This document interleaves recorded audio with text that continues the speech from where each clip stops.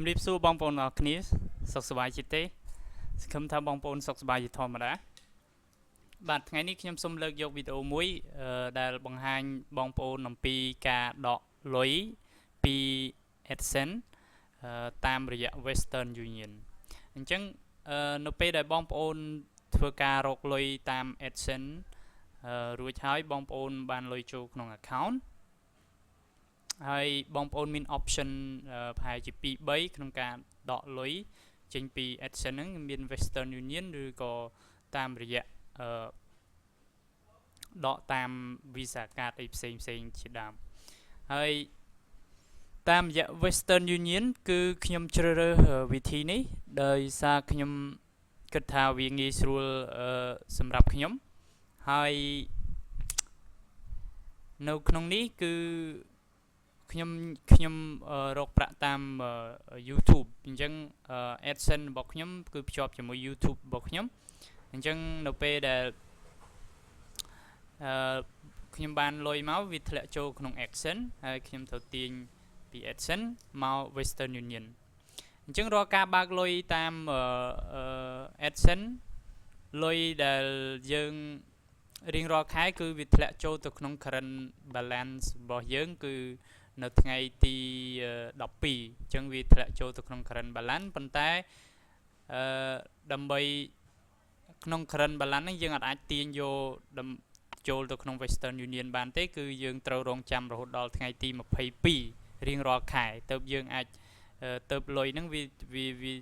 ទាញមកម្ខាងហើយយើងអាចទាញ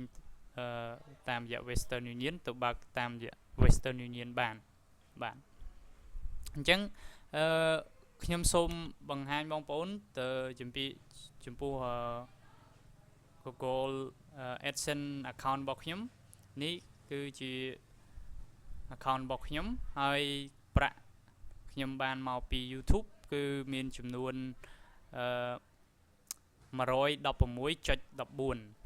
អញ្ចឹងមានន័យថាដូចជាបាន$116បាទអញ្ចឹងលុយនេះគឺ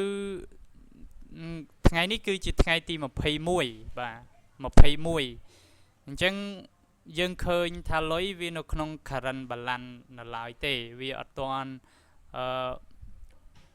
ធ្លាក់មកម្ខាងអញ្ចឹងនៅពេលដែលដល់ថ្ងៃទី22ស្អែកគឺលុយចំនួននេះវានឹងមកខាងនេះបាទអញ្ចឹងនៅពេលដែលវាមកខាងនេះគឺយើងអាចចុចទាញprint ចុចទៅលើវាហើយក្រុមហ៊ុន Google AdSense នឹងផ្ញើ email មួយចូលក្នុងបុកយើងហើយយើង print យកกระดาษហ្នឹងទៅយកទៅបង្ហាញទៅដល់ធនាគារនៅកន្លែង Western Union ហ្នឹងដើម្បីដកប្រាក់របស់យើងមកអញ្ចឹងនៅថ្ងៃនេះថ្ងៃទី21អញ្ចឹងវាអត់ទាន់មាន load អីទាំងអស់គឺខ្ញុំអត់អាចធ្វើអ្វីបានទេគឺមានន័យថាយើងអត់ទាន់អាចដកបានទេថ្ងៃនេះអញ្ចឹងត្រូវរងចាំដល់ថ្ងៃស្អែកប៉ុន្តែខ្ញុំគ្រាន់តែបង្ហាញបងប្អូននេះគឺថ្ងៃស្អែកខ្ញុំនឹងធ្វើវីដេអូមួយទៀតដើម្បីបង្ហាញថាលុយវាធ្លាក់មកហើយខ្ញុំទាញមកដោយរបៀបណាអញ្ចឹងយើងចាំមើលថ្ងៃស្អែកទាំងអស់គ្នាបាទសួស្តីបងប្អូនទាំងអស់គ្នាអញ្ចឹងថ្ងៃនេះ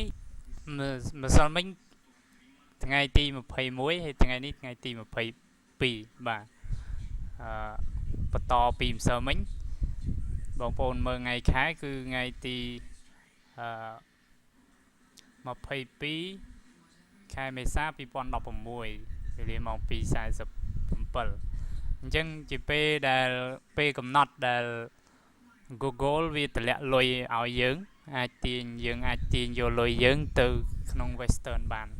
បាទអញ្ចឹងយើងតាមដានអ្នកនរគ្នាអញ្ចឹងខ្ញុំត្រូវចូលទៅ account របស់ខ្ញុំ Google AdSense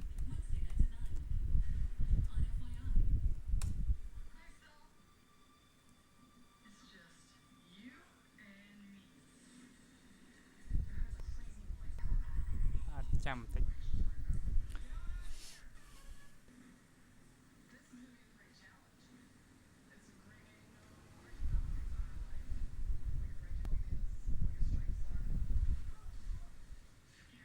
បាទអញ្ចឹងបងប្អូនមើលនេះ កាលពីម្សិលមិញកន្លែង current 116នេះវានៅកន្លែង current balance ប៉ុន្តែថ្ងៃនេះវា load មកខាងនេះដាក់ most recent payment អញ្ចឹងមានន័យថា Google AdSense វាបាន pay ឲ្យយើងហើយវាតម្លាក់លុយឲ្យយើងហើយអញ្ចឹងយើងអាចធ្វើការដកលុយបានបើសិនជាវានៅទីនេះគឺយើងអត់ទាន់អាចដកបានទេរហូតដល់គ្រប់$100ទៅវារុញថ្ងៃទី22វារុញមកខាងនេះថ្ងៃទី12គឺលុយដែលយើងរកបាននៅក្នុង YouTube វាធ្លាក់ចូលមកនេះបាទចូលក្នុង current balance តែដល់តលតែថ្ងៃទី22ទៅវារុញមកខាងនេះដើម្បីឲ្យយើងដកលុយបានអញ្ចឹងឥឡូវយើងអាចធ្វើការដកលុយបានហើយយើងចុចទៅលើពាក្យថា most recent payment បាទអញ្ចឹងយើងអាចចុចទៅលើ most recent payment ទៅលើវានឹងនាំយើងទៅកន្លែង payment history អញ្ចឹងមុននឹងបងប្អូនដកហ្នឹងគឺបងប្អូនបានកំណត់រួចហើយអំពី transaction history យើងសេរីដាក់ Western Union ហើយយើងសេរីឈ្មោះសេរីអីផ្លូវរបស់យើងរួចជាស្រេចអញ្ចឹងយើងមើលខាងនេះទាញមកខាងក្រោមវាមានអានេះ line description ថ្ងៃទី21 2016 automatic payment Western Union អានេះជាលេខ10ខ្ទង់1 2 3 4 5 6 7 8 9 10 ខ្ទង់ដែលយើងអាចចុចទៅលើនឹងបាន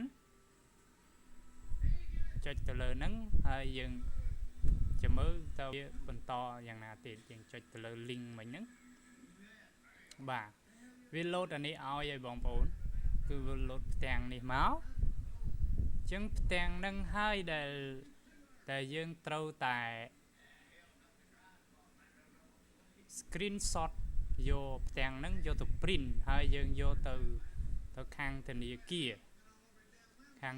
រដើម្បីដកយកលុយរបស់យើងបាទអញ្ចឹងខ្ញុំយកប្រើ snipping tool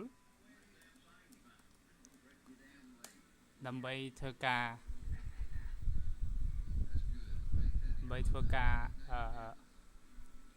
ថតយកអាផ្ទាំងហ្នឹងយើងថតយកពេញចឹងមកបាទហើយរួចហើយយើង save វាបាទ save ដាក់ Google payment ហើយយើង save ដាក់កន្លែងណាមួយហើយបន្ទាប់ពី save នឹងហើយគឺយើងយក copy ចូលក្នុង flash ហើយយើងយកទៅ print បាទ print ហើយយើងកាន់ទៅធនាគារដល់កន្លែង Western Union ហ្នឹងដើម្បីដកយកលុយរបស់យើងចំនួន 116.14 ហ្នឹងទៅបា